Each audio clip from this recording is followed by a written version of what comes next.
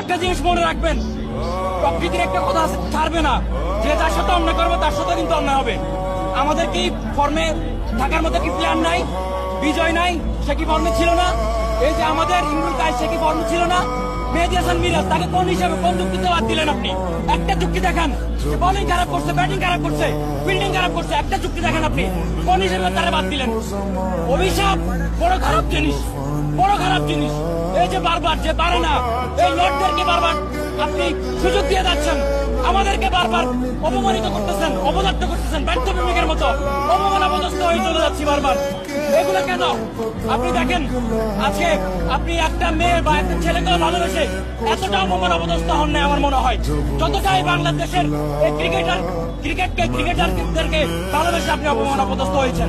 আপনি দেখেন, এই শান্ত বলেন, সৌম্য বলেন কিংবা লিটন বলেন, এরা বাংলার আদু ভাই, এরা বাংলা